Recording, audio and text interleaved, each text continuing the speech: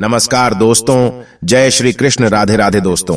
क्या आप भी आपके घर की सुख शांति, संतान की कमी और धन की कमी या कर्ज से परेशान है, या आपका भाग्य आपका साथ नहीं दे रहा है, या आपके पितृ आपसे नाराज है और आपको लगता है कि आपके पितरों की वजह से आपके घर की सुख शांति में रुकावट आ रही है और आपके कार्य नहीं बन रहे हैं? तो दोस्तों, करीब 500 वर्षों बाद 2023 की सबसे बड़ी अमावस्या भाद्रपद अमावस्या के दिन दीपक से जुड़ा यह उपाय कर लीजिए। आपकी किस्मत चमक जाएगी और आपकी जिंदगी के हर रास्ते खुल जाएंगे और पितरों से जुड़ी जो भी समस्या है वह मात्र इस एक उपाय से हल हो जाएगी और आपको धनवान मालामाल होने से कोई नहीं रोक सकता और आपकी जो भी मनोकामना है वह भी पूरी हो जाएगी। तो दोस्तों, इसके लिए आप वीडियो के एंड तक बने रहें। आइए जानते हैं गुरुजी से कि वह क्या कहते हैं इसके बारे में। नमस्कार दोस्तों, मेरा नाम है सोनू और आपका एक बार फिर से स्वागत है आपके अपने YouTube चैनल धर्म रहस्य पर। दोस्तों, इस बार 2023 का साल बहुत ही दिव्य और दुर्लभ योग लेकर आया है और इस बार 14 सितंबर को सबसे बड़ी अमावस्या भाद्रपद अमावस्या पड़ने जा रही है। और दोस्तों, इस दिन राजयोग, कालसर्प दोष के साथ साथ धनलक्ष्मी योग भी बन रहा है, जिस वजह से इस अमावस्या का बहुत अधिक महत्व बढ़ गया है। और इस दिन घर की इस दिशा में एक दीपक जला देने से आपकी सभी समस्याओं का अंत हो जाएगा। इसलिए दोस्तों, वीडियो को आखिर तक जरूर देखें और अगर आप भी अपने जीवन में लक्ष्मी माँ की कृपा पाना चाहते हैं तो वीडियो को लाइक करके कमेंट में जी माँ लक्ष्मी लिखना ना भूले। दोस्तों, सनातन धर्म में भाद्रपद अमावस्या का विशेष महत्व है। भादो मास की अमावस्या को कुशल ग्रहणी अमावस्या भी कहा जाता है। पंचांग के अनुसार भाद्रपद अमावस्या 14 सितंबर 2023 को सुबह 4:48 पर शुरू होगी और अगले दिन 15 सितंबर 2023 को सुबह 7:09 पर इसका समापन होगा। इस दिन स्नान दान करने का शुभ समय सुबह 4:45 से लेकर सुबह 5:19 तक रहेगा। दोस्तों, हिंदू धर्म में मान्यता है कि भाद्रपद अमावस्या के दौरान यमराज सभी आत्माओं को पृथ्वी लोक पर भेजते हैं। वे सभी आत्मा अपने परिवार जनों से अपने हेतु तर्पण श्राद्ध लेने के लिए धरती पर आते हैं। ऐसे में जो व्यक्ति अपने पितरों का श्राद्ध या तर्पण नहीं करते, उसके पितर उनसे नाराज हो जाते हैं। इसलिए भाद्रपद अमावस्या के दौरान पितरों के निमित्त तर्पण और श्राद्ध जरूर करने चाहिए। पितरों के लिए श्राद्ध करने से परिवार के सदस्यों की तरक्की का रास्ता खुल जाता है, साथ ही पितृ दोष का भी निवारण होता है। मानता है कि पितृपक्ष में तर्पण, श्राद्ध और पिंडदान करने से पितृगण बहुत प्रसन्न होते हैं और अपने परिजनों को सुख और संपन्नता का आशीर्वाद देते हैं। दोस्तों, पितरों के निमित्त श्राद्ध और तर्पण पितरों की मृत्यु तिथि पर ही करना चाहिए, यानी कि जिस समय जिस व्यक्ति की मृत्यु होती है उस समय जो तिथि होती है, चाहे वह कृष्ण पक्ष हो या शुक्ल पक्ष, पितृपक्ष के दौरान इस तिथि को उस व्यक्ति का श्राद्ध किया जाता है। जैसे कि अगर किसी व्यक्ति की मृत्यु तिथि शुक्ल पक्ष या कृष्ण पक्ष की चतुर्थी है तो चतुर्थी पर उस व्यक्ति का श्राद्ध किया जाएगा। जिन पितरों की मृत्यु तिथि पता नहीं होती, उनका श्राद्ध सर्वपितृ अमावस्या पर किया जाता है। हिंदू धर्म में मृत्यु के बाद श्राद्ध करना बेहद जरूरी माना जाता है। मान्यता है कि अगर अपने पूर्वजों का विधिपूर्वक श्राद्ध और तर्पण नहीं किया जाए तो उन्हें इस लोक से मुक्ति नहीं मिलती और वह भूत प्रेत के रूप में इस संसार में ही भटकते रहते हैं। इसलिए पितरों की मुक्ति के लिए श्राद्ध पक्ष का बेहद महत्व माना जाता है। जिनके पितृ उनसे नाराज होते हैं उन्हें पितृ दोष लगता है। पितृ दोष को सबसे जटिल कुंडली दोष में से एक माना जाता है। जिनके ऊपर पितृ दोष लगा होता है उन्हें किसी भी क्षेत्र में सफलता नहीं मिलती, उन्हें जिंदगी भर दुख पीड़ा से गुजरना पड़ता है। दोस्तों, भाद्रपद अमावस्या पितरों को प्रसन्न करने के बहुत ही खास दिन होता है। इस दिन आप छोटे छोटे उपाय करके पितरों को प्रसन्न कर सकते हैं। दोस्तों, जिस व्यक्ति पर उनके पितरों का आशीर्वाद होता है, देवी देवताओं का भी आशीर्वाद उन्हें प्राप्त होता है। आज की इस वीडियो में हम आपको भाद्रपद अमावस्या में किया जाने वाला एक बहुत ही आसान और असरकारक उपाय बताने जा रहे हैं।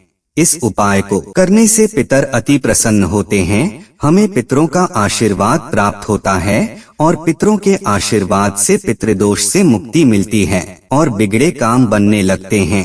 जीवन में खुशहाली आती है और हर क्षेत्र में सफलता मिलती है। दोस्तों, इस उपाय को सही प्रकार से करने के लिए आप हमारे इस वीडियो को आखिर तक अवश्य देखें।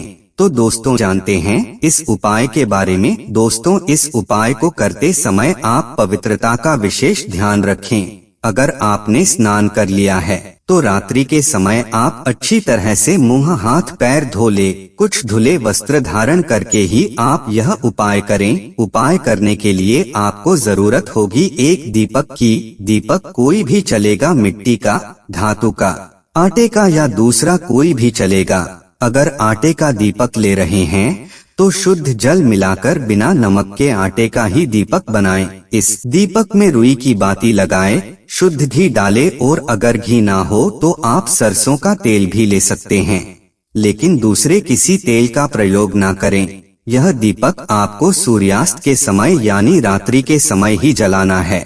शाम की पूजा हो जाने के बाद आप यह दीपक जला सकते हैं। इस दीपक को मंदिर के अंदर ना रखें। मंदिर के पास किसी साफ स्थान पर आप इस दीपक को रख सकते हैं या फिर एक लकड़ी के पत्ते पर आप इस दीपक को रख सकते हैं। इससे पहले उसे आसन अवश्य दें। अक्षत यानी थोड़े से साबुत चावल जरूर रखें, फिर उसके ऊपर ही दीपक को रखें और जलाएं। दीपक जलाते समय ध्यान रखना है कि दीपक की बाती दक्षिण दिशा की तरफ होनी चाहिए। इस दीपक को अपने घर के दक्षिण कोने में किसी साफ स्थान पर आप जला सकते हैं। दोस्तों, दक्षिण दिशा पितरों की दिशा मानी जाती है। दक्षिण दिशा में ही पितृलोक है। माना जाता है कि पितृपक्ष में पितृलोक दक्षिण दिशा से ही हमें आशीर्वाद देने धरती पर आ जाते हैं। इसलिए अमावस्या के दिन दक्षिण में जब दीपक जलाया जाता है तो इससे पितरों की आत्मा को शांति मिलती है। तो आम दिनों में केवल अमावस्या की रात्रि को दक्षिण मुखी दीप दान करना चाहिए, क्योंकि दीप जलाना शुभ अवसर पर एक अनिवार्य परंपरा माना जाता है।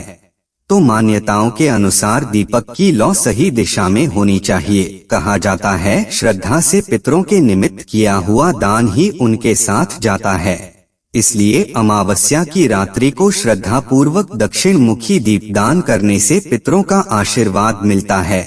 श्राद्ध करने का पुण्य फल प्राप्त होता है।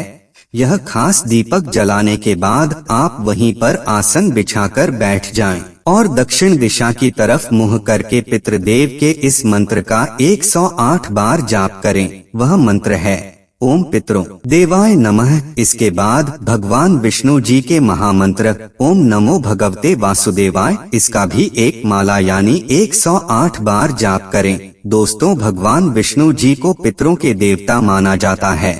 इसलिए पितरों को प्रसन्न करने के लिए भगवान विष्णु का पूजन, विष्णु सहस्त्र नाम का पाठ करना अत्यंत शुभ होता है।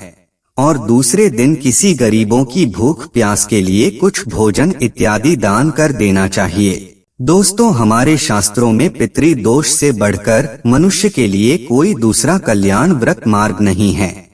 इससे आयु बढ़ती है, न केवल पितृदोष से मुक्ति मिलती है बल्कि उनकी कृपा से परिवार के सदस्य बहुत तरक्की करते हैं।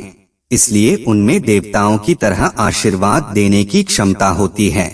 तो पूजन मंत्र जाप के बाद भगवान श्री हरि, विष्णु और माँ लक्ष्मी को नमस्कार करें। उनसे अपने पितरों की आत्मा की शांति की प्रार्थना करें। इसके बाद आप अपने पितृदेव और कुल देवता का स्मरण करके उन्हें नमस्कार करें। प्रार्थना करें कि वह आप पर और आपके परिवार पर अपना आशीष सदैव बनाए रखें। उपाय करने के बाद दूसरे दिन दीपक के नीचे जो चावल रखे हुए थे उन्हें पक्षियों को डाल दे। अगर आपने आटे का दीपक बनाया है तो उसके भी छोटे छोटे टुकड़े करके पक्षियों को डाल दे। पितरों के निमित्त किया गया यह उपाय उन्हें संतुष्ट करके हमें उनका आशीर्वाद दिलाने में सहायक होता है।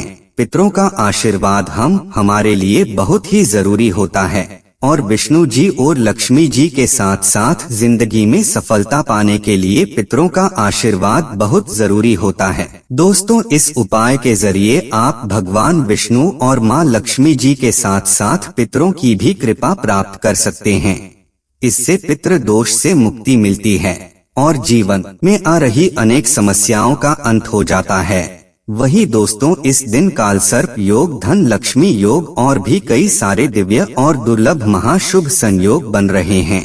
इसीलिए दोस्तों, यदि इस दिन आप दीपक वाले इस उपाय को कर लेते हैं तो आपकी हर मनोकामना पूर्ण होगी, आपके घर में खूब धन की वृद्धि होगी, आपके ऊपर जितने भी प्रकार के दोष हैं वह सब दूर हो जाएंगे और आपके पितृ आपसे प्रसन्न होकर आपकी हर मनोकामना पूर्ण करेंगे। तो चलिए मिलते हैं अगले वीडियो में। यदि आपको यह वीडियो अच्छा लगा हो और आप चैनल पर नए हो तो आप चैनल को सब्सक्राइब जरूर करना। धन्यवाद।